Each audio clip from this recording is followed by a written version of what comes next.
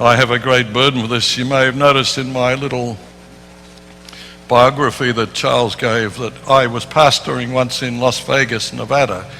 What a great place to pastor. I was a student at Andrews University at the time, and I'd come from New Guinea after 10 years of mission service. I had very little money, so I eventually ran out of money. I had 3 children in the local elementary school as well. And so I decided to take a job in North America. I got 6 calls all at once. So I thought I'll go and visit these places and check it out. And one of these invitations was to Las Vegas, Nevada. So Sabbath morning I slipped out to Las Vegas. Didn't tell anybody I was coming. Nobody knew that I was a pastor. I just turned up at church on Sabbath morning. And the elder of the church was standing at the door greeting people. What a mismatch of gifts that was. Anyway, I said good morning, and he said good morning, and he said to me, "Are you an Australian?" I said, "Yes, I am." And no greeting of any kind. Do you know what he says to me? "Does your wife wear a wedding band?" That's my welcome to the Adventist Church. He's never met me. I said, as a matter of fact, she does. In my country, you're not married without one. I said, "Does your wife wear one?" Keeping a straight face. He said, "Absolutely not." I said, "But the bigger test would be if you visited my country and you checked into a motel with a woman who was not wearing a wedding band. You know what everyone would think? You've brought your mistress with you. Would she put one on in order to avoid that kind of speculation?" I said, "If you can answer that, then I'll listen to what you have to say. If you can't, I don't want to hear it." And I walked into the church saying to myself, I'd have to have rocks in my head to come to a church like this to pastor. So you all know now I have rocks in my head. One of the first things I decided to do was to get ministry going on the Strip. The church was like an exclusive country club. They wanted nothing to do with the Strip. So I got bold and decided to take our young people out on the Strip at midnight. And we'd start sharing the good news with junkies, alcoholics, gamblers, prostitutes. They were all there.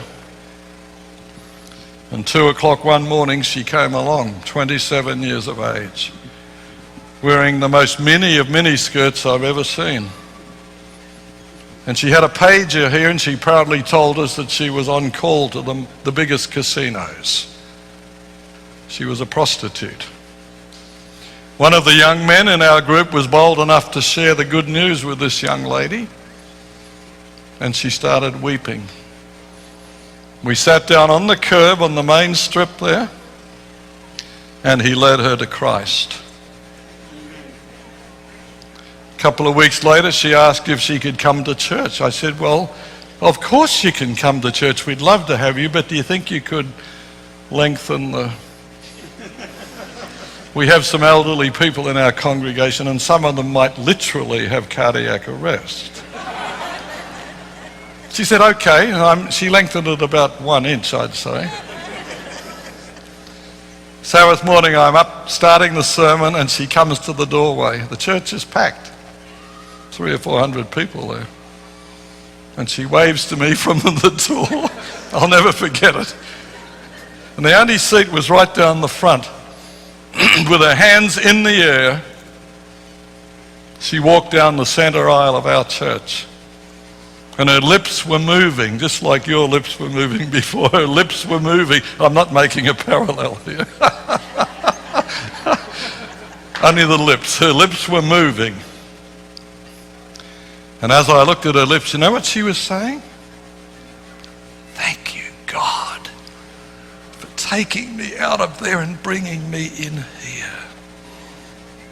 And the saints turned to one another and said, What's she? Oh, you've got it. My goodness, you're good. What's she doing here? And as I was shaking hands at the end of church, one of the saints came up to me and said, you know, Elder Liversidge, we have a certain reputation to maintain. And I said, and you're doing a very good job of maintaining it. It's such a narrow, legalistic thing. And the one person in the church who was praising God was a young woman from the pits of sin. I had the privilege of baptizing that young lady. We made her the leader of our strip ministry. She met a young man on the strip. 2 years later, I had the privilege of marrying the two of them.